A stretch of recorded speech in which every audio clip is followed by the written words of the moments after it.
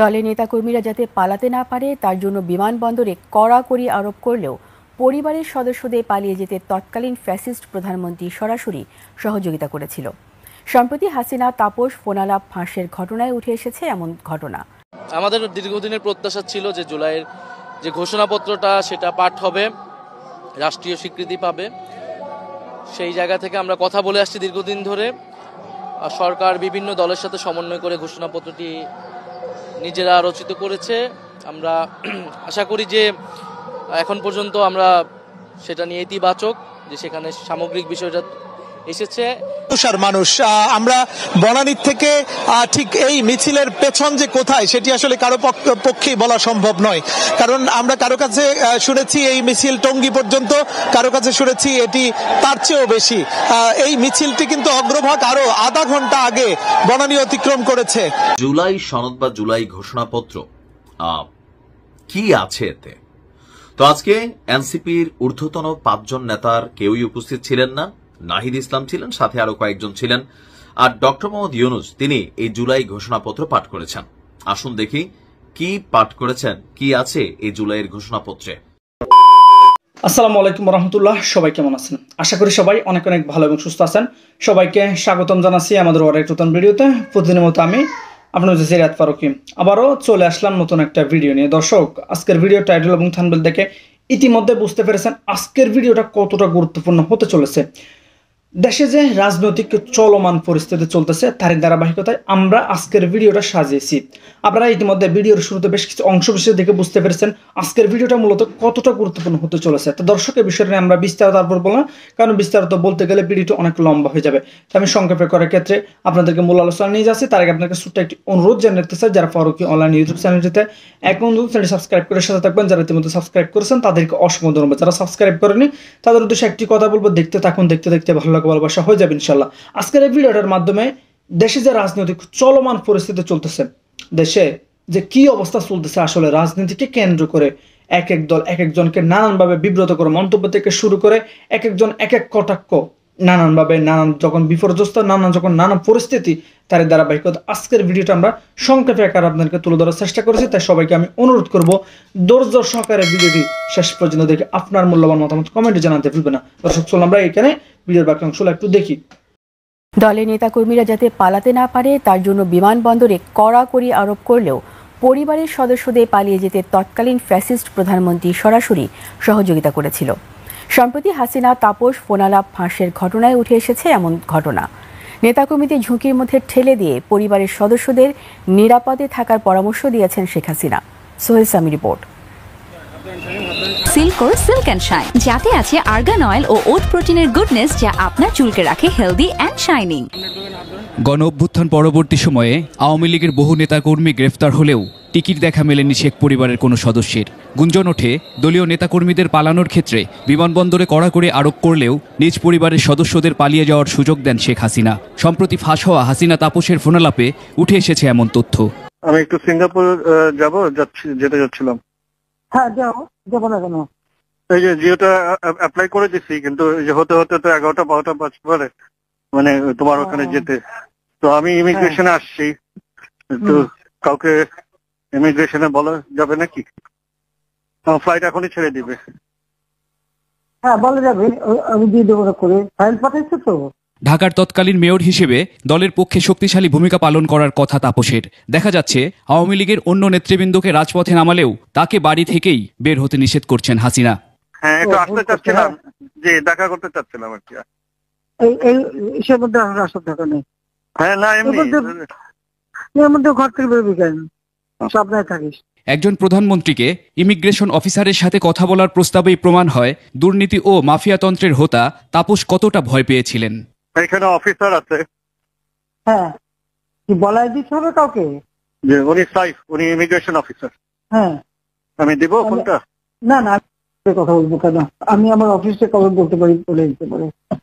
হ্যাঁ, কাকে বলবেন? আমার সেক্রেটারিকে বললে হবে, সালাউদ্দিন। এভাবেই পরিবারের সদস্যদের আগে ভাগে ভাগিয়ে দিয়ে 5 আগস্ট ব্যাগেজ নিয়ে নিজেও পালিয়ে যান শেখ হাসিনা। সোহেল সামি, 21 টেলিভিশন, ঢাকা। আমাদের দীর্ঘদিনের প্রত্যাশা ছিল যে জুলাইয়ের যে ঘোষণাপত্রটা সেটা পাঠ হবে, রাষ্ট্রীয় স্বীকৃতি পাবে। সেই জায়গা থেকে আমরা কথা বলে আসছি দীর্ঘদিন ধরে। সরকার বিভিন্ন দলের সাথে সমন্বয় করে ঘোষণাপত্রটি নিজেরা রচিত করেছে। আমরা আশা করি যে এখন পর্যন্ত আমরা সেটা নিয়ে ইতিবাচক, যে সেখানে সামগ্রিক বিষয়টা এসেছে এবং এটা যাতে ভবিষ্যতে সংবিধানে যেই প্রতিশ্রুতি দেওয়া হলো সংবিধানে যুক্ত হবে, সেই স্বীকৃতিটা সাংবিধানিক স্বীকৃতি এবং যেই আকাঙ্ক্ষাটা আমরা বলেছি আজকে ব্যক্ত করেছি লিখিতভাবে, যে ফ্যাসিবাদী ব্যবস্থা বিলোপ করে নতুন একটা গণতান্ত্রিক মানবিক মর্যাদা সম্পন্ন একটা রাষ্ট্র আমরা করতে চাই, তরুণ প্রজন্মের আকাঙ্ক্ষা, সেটা যাতে আমরা সকলে মিলে বাস্তবায়ন করতে পারি, এটা আমাদের শহীদদের প্রতি আমাদের ওয়াদা। আমাদের তো জুলাইয়ের প্রেক্ষাপটে এসেছে, এখন সংবিধানের যে বিষয়টা সেটা আসলে আমাদের আরেকটু আলোচনা করতে হবে, অন্যান্য দলগুলোর সাথে আলোচনা করে আমরা এই বিষয়ে একটা আনুষ্ঠানিক আমাদের প্রতিক্রিয়া জানাবো। এখন পর্যন্ত এটা ঘোষণাপত্রটা পাঠ হয়েছে সামগ্রিকভাবে রাষ্ট্রীয়ভাবে, এটাতে আমরা সন্তুষ্ট, এটাতে আমরা ইতিবাচক। ঘোষণাপত্রটা আসলে সরকার নিজেই রচনা করেছে, আমাদের সবার থেকে হয়তো ইনপুট নিয়েছে, আমরা আগে এটা দেখার সুযোগ পাইনি, ফলে এটা আমাদের আরও নিবিড়ভাবে হয়তো দেখে তারপরে আমরা আমাদের আনুষ্ঠানিক প্রতিক্রিয়াটি জানাবো। 5 আগস্ট 2024, কেউ বলে গণ অভ্যুত্থান, কারো কাছে লাল বিপ্লব, কারো কাছে বাংলা বসন্ত। গত বছরের এই দিনে আন্দোলনের মুখে দেশ ছেড়ে পালিয়েছিলেন স্বৈরশাসক শেখ হাসিনা। জনরোষ থেকে বাঁচতে পালিয়ে গেছেন প্রভাবশালী সব মন্ত্রী, সংসদ সদস্য, ছাত্র জনতার রক্তে হাত রাঙানো পুলিশ বাহিনীর সদস্যরা। এই দিনেই কারফিউ ভেঙে রাজপথে নেমে আসে জনস্রোত। ভোটারবিহীন নির্বাচনে ক্ষমতায় চেপে বসা আর বিরোধী মতের মানুষ নিধনের সকল কুটচালের পরিসমাপ্তি ঘটে হাজারো ছাত্র জনতার রক্তস্নাত বিজয়ে। মুহিবুল্লাহ মুহিবের রিপোর্টে বিস্তারিত।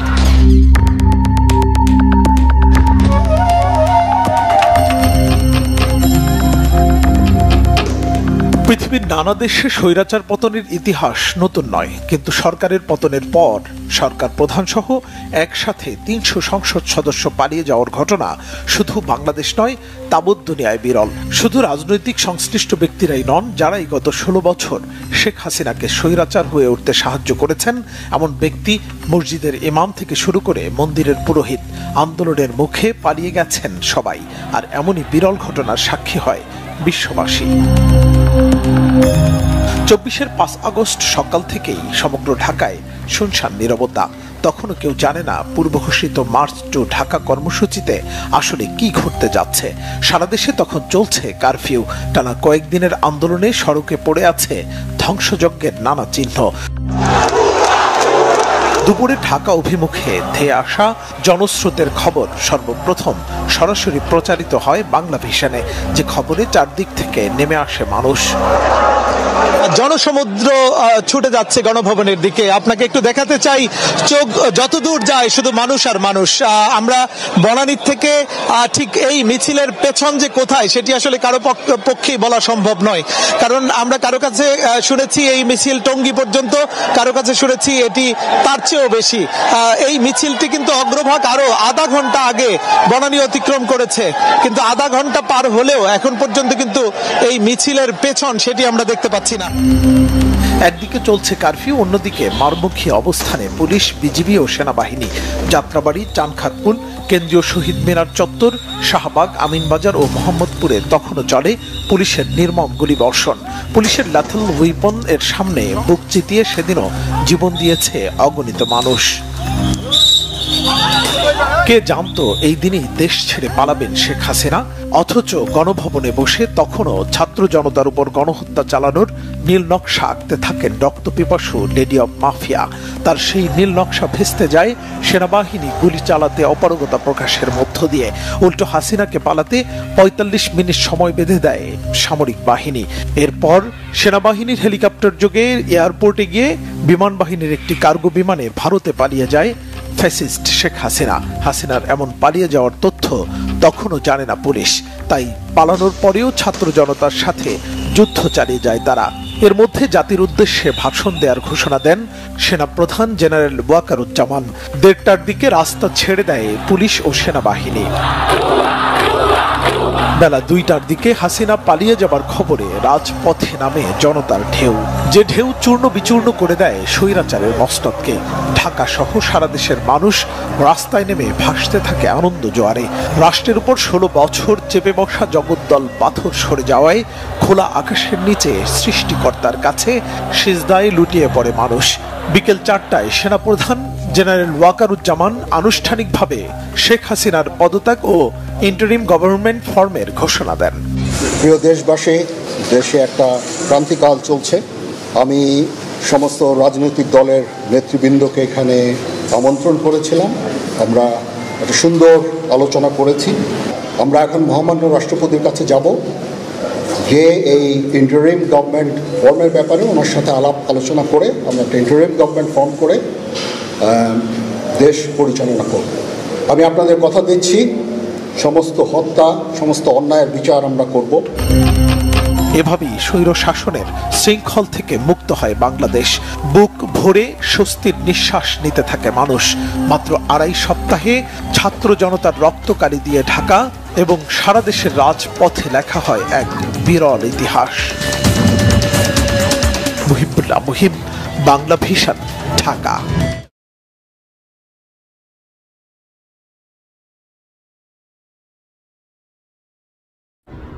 সালাম আলাইকুম।